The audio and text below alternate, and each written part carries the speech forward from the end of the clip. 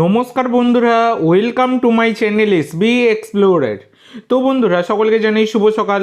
তো প্রথমেই যে আপডেটটা দিয়ে শুরু করতে চলেছি সেটা হচ্ছে, তোমরা সকলেই জানো আমাদের ভারত তারা কিন্তু কাফা নেশান কাপের থার্ড পজিশনের ম্যাচ খেলার জন্য তারা কোয়ালিফাই করে গেছে এবং গতকালকেই তোমাদেরকে সেটা জানিয়ে দিয়েছিলাম। এবং আমাদের ভারতের প্রতিপক্ষ হচ্ছে ওমান। তো ওমানের বিরুদ্ধে কিন্তু 8ই সেপ্টেম্বর বিকেল 5:30 থেকে কাফা নেশান কাপের থার্ড প্লেসের ম্যাচে নামতে চলেছে আমাদের ভারত। তৃতীয় পজিশনের জন্য ম্যাচে ওমানের বিরুদ্ধে নামবে 8ই সেপ্টেম্বর বিকেল 5:30 থেকে। আর এই ম্যাচের লাইভের বিষয়বস্তু তোমরা কিন্তু পেয়ে যাবে, যার মাধ্যমে বিনামূল্যে তোমরা লাইভ দেখতে পাবে। তো সেই কারণে অবশ্যই সকলে একটা করে সাবস্ক্রাইব করে দিতে ভুলো না, সাবস্ক্রাইবটা অবশ্যই করে রেখো। তো এর পরবর্তী যে আপডেটটা তোমাদের সাথে শেয়ার করতে চলেছি সেটা হচ্ছে হিজাজি মাহেরকে নিয়ে। তো ইস্ট বেঙ্গলের এই জর্ডনের সেন্টার ব্যাক হিজাজি মাহের, তিনি যে ইস্ট বেঙ্গল ছেড়ে জর্ডনের ফার্স্ট ডিভিশন ক্লাবে সই করেছেন সেটা তোমাদের সাথে অনেক আগেই শেয়ার করে দিয়েছিলাম। অবশেষে গতকালকে ইস্ট বেঙ্গল থেকে তারা অফিসিয়ালি এই হিজাজি মায়েরকে থ্যাংক ইউ জানিয়ে দিয়েছে। তো এর পরবর্তী যে আপডেটটা তোমাদের সাথে শেয়ার করব সেটা হচ্ছে সুপার কাপ নিয়ে। তো বন্ধুরা, তোমরা অনেকেই জিজ্ঞাসা করছো যে দাদা সুপার কাপ কবে শুরু হবে, সেই ব্যাপারে আপডেট দাও। তো দেখো বন্ধুরা, সুপার কাপ কিন্তু প্রথমেই সেপ্টেম্বরের 15 তারিখের মধ্যে শুরু হওয়ার কথা ছিল। এইরকমই কিন্তু AIFF তারা ঘোষণা করবে আর কি, প্ল্যানিং করছিল, সব কিছু কথাবার্তা চালাচ্ছিল। কিন্তু তোমরা যদি দেখো আর কয়েকদিন পরেই সেপ্টেম্বরের 15 তারিখ, তো এখনও অবধি অনেক দল রয়েছে যারা কিন্তু পুরোপুরিভাবে দল তৈরিও করেনি, পুরো অপারেশন বন্ধ করে রেখেছে। তারপর তাদের বিদেশিদের নিয়ে আসবে ভারতে, তারপর প্রি সিজন হবে, তবে তো খেলতে নামবে। তো সেই কারণে শোনা যাচ্ছে সুপার কাপ সেটা কিন্তু AIFF তারা অক্টোবরের মাঝামাঝি করে তারা শুরু করতে চলেছে এবং তারা কিন্তু এরকমই সমস্ত ক্লাবকে ইনফর্ম করেছে। তো এবার আশা করা যায় সমস্ত ক্লাব যারা দল গোছানো বন্ধ রেখেছিল তারা আশা করি দল গোছাবে এবং তারা কিন্তু সুপার কাপ খেলবার জন্য তাদের বিদেশি থেকে সবাইকে শুরু করে ভারতে কিন্তু তারা প্রি সিজন শুরু করবে, এটা কিন্তু আশা করা যাচ্ছে। তো মুদ্রা কথা হচ্ছে এই অক্টোবরের 15 তারিখের মধ্যে থেকেই কিন্তু সুপার কাপ শুরু হবে। তো এর পরবর্তী যে আপডেটটা তোমাদের সাথে শেয়ার করতে চলেছি সেটা হচ্ছে গ্রেগ স্টুয়ার্ট, তিনি নাকি মোহনবাগানের সাথে এখনও যুক্ত। হ্যাঁ বন্ধুরা, এটা আমি বলছি না, এটা মোহনবাগানের একটা ফ্যান পেজ তারা কিন্তু দাবি করেছে। তো ব্যাপারটা হচ্ছে, তারা যে উদাহরণটা দিতে চেয়েছে যে উইকিপিডিয়াতেও তিনি মোহনবাগানের প্লেয়ার এইটা দেখানো হচ্ছে, তো তারা এই উদাহরণটা দিয়েছে। কিন্তু আরেকটা জিনিস তোমাদেরকে বলে দিই, তো ট্রান্সফার মার্কেটও তোমরা যদি চেক করে দেখো তাহলে কিন্তু সেখানেও গ্রেগ স্টুয়ার্টকে মোহনবাগানের প্লেয়ার হিসাবেই দেখানো হচ্ছে। তো দেখো এখানে দেখানোর পেছনে কারণ কি, তাহলে কি মোহনবাগানের সাথে সত্যি সত্যি এখনও যুক্ত রয়েছেন গ্রেগ স্টুয়ার্ট? তো তোমাদেরকে বলে দিই বন্ধুরা, একদমই না, মোহনবাগানের সাথে যুক্ত নয় গ্রেগ স্টুয়ার্টকে মোহনবাগান কিন্তু ছেড়ে দিয়েছে।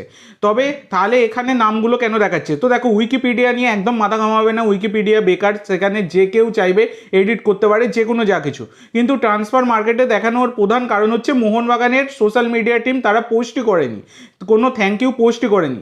তো যখন অফিসিয়ালি কোনো প্লেয়ারের থ্যাংক ইউ পোস্ট না আসে ততদিন কিন্তু সেখানে সেই দলের নামটাই শো করে। তেমনি মোহনবাগানের প্লেয়ার ছিলেন গ্রেগ স্টুয়ার্ট, তাই মোহনবাগানের নামই সেখানে শো করছে। যদি মোহনবাগানের সোশ্যাল মিডিয়া টিম তার একটা থ্যাংক ইউ পোস্ট করতো তাহলে কিন্তু এই মোহনবাগানের নামটা সেখান থেকে সরে যেত এবং দেখাতো উইদাউট ক্লাব।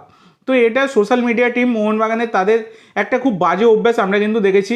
কোনো প্লেয়ার তারা দল ছাড়লে একটাও থ্যাংক ইউ পোস্ট তারা কিন্তু করে না, সে বিদেশি বলো বা স্বদেশি বলো, একটা থ্যাংক ইউ পোস্ট অন্তত আসা উচিত। তো এই বিষয়টা নিয়ে তোমরা তোমাদের মন্তব্য জানিও। তবে এই যে ভুলভ্রান্তি ছড়ানো হচ্ছে, গ্রেগ স্টুয়ার্ট তিনি কিন্তু মোহনবাগানের সাথে যুক্ত নয়, এটা একদমই কিন্তু কনফার্ম আপডেট। গ্রেগ স্টুয়ার্ট এখনও একদমই মোহনবাগানের সাথে তিনি কিন্তু যুক্ত নয়। তো পরবর্তী যে আপডেটটা তোমাদের সাথে শেয়ার করতে চলেছি সেটা হচ্ছে, এবার মোহনবাগান ছাড়া নিয়ে বড় মন্তব্য করলেন মনবীর সিং। তো ব্যাপারটা হচ্ছে, মনবীর সিং একদিন আগে একটি বড় মন্তব্য তিনি কিন্তু করেছেন। তো তিনি কিন্তু মোহনবাগানে থাকা নিয়ে বা ছাড়া নিয়ে একটা বড় মন্তব্য করেছেন। সেখানে মনবীর বলেছেন যে আমি এখানেই রয়েছি, যদি আমাকে অন্য কোনো ক্লাব ডাকেও তাহলেও কিন্তু আমি এখানেই থাকবো, আমি কখনোই এই ক্লাবকে ছাড়বো না, এটা কিন্তু মনবীর সিং জানিয়েছেন। এর পরবর্তী যে আপডেটটা তোমাদের সাথে শেয়ার করব এবং লাস্ট আপডেট, এটা আপডেট নয়, এটা একটা জিনিস, পার্সোনাল ওপিনিয়ন তোমাদের সাথে শেয়ার করব। যেটা হচ্ছে, তোমরা অনেকেই বলছো যে রবসন রবিনো তিনি মোহনবাগানে ফিট করবে না, আবার অনেকেই বলছে না রবসন রবিনো খুবই ভালো প্লেয়ার, তিনি ফিট করবে। তো ব্যাপারটা তোমাদেরকে বলি, যখন দিমি পেত্তাতোসকে জুয়ান ফেরান্দো এনেছিলেন মোহনবাগানে, তো তখন কিন্তু সবাই আমরা সমালোচনা করেছিলাম, যেখানে একজন স্ট্রাইকার দরকার সেখানে এই দিমি পেত্তাতোস তিনি কি করবেন, তিনি তো একজন নাম্বার 10 তিনি নাম্বার 9 হিসাবে খেলবেন কি করে? তো সেখানে তিনি ফলস নাম্বার 9 হিসাবে খেলে এই দিমি পেত্রাতোস তিনি কিন্তু নিজেকে প্রমাণ করেছিলেন এবং দুর্দান্ত পারফরমেন্স দিয়েছিলেন বলেই আজকে সবাই তোমরা দিমি দিমি করে চেঁচাও এবং দিমিকে তোমরা এতই ভালোবাসো যে এয়ারপোর্টে আসার পর তাকে কাঁধে তুলে নিয়ে তাকে সম্মান জানাচ্ছ এবং দিমি হচ্ছে মোহনবাগান সমর্থকদের নয়নের মণি বর্তমানে দাঁড়িয়ে। তো সেক্ষেত্রে এই রবসন রবিনও তাকে নিয়েও এত তাড়াতাড়ি কোনো মন্তব্য করা কিন্তু ঠিক হবে না। জানি তিনি অ্যাটাকিং মিডফিল্ডার নয়, লেফট উইঙ্গার, তবে দিমি যেমন তার নাম্বার 10 পজিশন ছেড়ে দিয়ে নাম্বার 9-এ তিনি মানিয়ে নিয়ে মোহনবাগান জনতার নয়নের মণি হয়ে উঠেছিলেন, তেমনই এই রবসন রবিনও তিনি লেফট উইং পজিশন ছেড়ে যে নাম্বার 10-এ খেলে মোহনবাগান জনতার নয়নের মণি হয়ে উঠবেন না তার কোনো রকম কিন্তু সন্দেহ নেই। তো সেক্ষেত্রে রবসন রবিনোকে নিয়ে এখনই এত বড় বড় কোনো মন্তব্য করা একদমই ঠিক হবে না। তো দেখা যাক, আশা করা যায় রবসন রবিনো তিনি কিন্তু সবুজ মেরুন দলের হয়ে ফুল ফোটাবেন, এইটুকুই আশা করা যায়। তো তোমাদের কি মনে হয় অবশ্যই সকলে কমেন্ট করে জানাতে ভুলো না। তো সব কিছু ঠিকঠাক চললে তোমরা দেখবে একদিন তোমরা এই দিমির মতো রবসন রবিনোকে নিয়েও এইভাবেই মেতে আছো। তো আজকের জন্য এইটুকু বন্ধুরা, ভিডিওটি ভালো লাগলে অবশ্যই লাইক করো, শেয়ার করো, আমার চ্যানেলে প্রথমবার এসে থাকলে চ্যানেলটি সাবস্ক্রাইব করো আর কমেন্ট করে জানাও ভিডিওটি কেমন লাগলো। ধন্যবাদ।